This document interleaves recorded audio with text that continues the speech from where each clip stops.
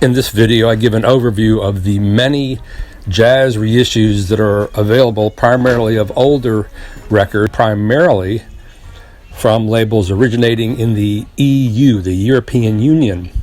Not only do they have unusual copyright laws in the EU, which are not similar to ours, they make many of these records from digital sources, as they cannot get a hold of an original tape.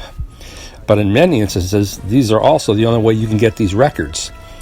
So on one hand, people poo-poo them because they're from digital sources. On the other hand, they're titles that are only available in vinyl from these labels and distributors coming out of the EU. I have not done an extensive listening test to all these various labels. Originally, I did check out some wax time releases, and they sound a little thin compared to an analog pressing. But in many cases, you're getting some really beautiful artwork, and often they replicate the original liner notes. The Jazz Images label in particular produces some really beautiful covers, some from the William Claxton collection, all on 180 gram vinyl, like that makes any difference. And on one of them, approved by Jazz Magazine. These labels include, all from the EU, Jazz Images, Wax Time Records. Of course, there is Sam Records putting out the Barclay reissues, which are some of the best reissues in the jazz world, bar none. And as such, they tend to sell out and go out of print rather quickly. We have titles, the Jazz Record Center by Thelonious Monk, Chet Baker, Barney Willen. But other EU digitally sourced labels include Wax Love, Jazz Wax Records, the Italian reissues of RCA titles. These are the Shima Earword reissues, including a CD. I have no idea what those sound like. There's an unusual reissue campaign from Bamboo Recordings that are doing unusual artists like Paul Bley. Of course, the Tone Poet series, which are doing fantastic reissues, and Chad Kassem's analog pressings sound uniformly great. Superior Elevation has started reissuing Alice Coltrane titles.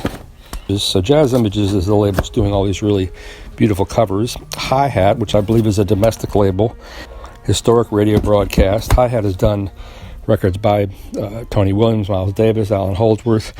They often they're taken from sort of inferior sources, but it's amazing to hear the recordings nonetheless, which were probably only passed around as bootlegs prior to their reissues. Gearbox out of the UK, which also does pretty great reissues from what I've been told. Elemental is also doing a series of live reissues from Dexter Gordon, Woody Shaw. I've seen a few other ones. Get On Down via Columbia and Sony Music has recently released Herbie Hancock's Dedication. Here's another Hi-Hat, Herbie Hancock Quartet in Chicago. And Warner Brothers, as well as the big labels, have gotten into the reissue game. Warner Brothers has reissued Crossings, M1 Dishi, Flood, and here's one from NDR Info, Freddie Hubbard Quintet at Carnegie Hall, Hamburg's Carnegie Hall. But otherwise, heavy Freddie Hubbard's not experienced the reissue fever of some artists. A few Sonny Rollins reissues, but that gives you a little idea of the many reissues that are available from the EU, covering many, many artists, but primarily cut from digital sources. But the prices are also reflect. I mean, most of them are around $21 or $22. And worth checking out if there's no other way to hear the music, because that's what it's all about in the end.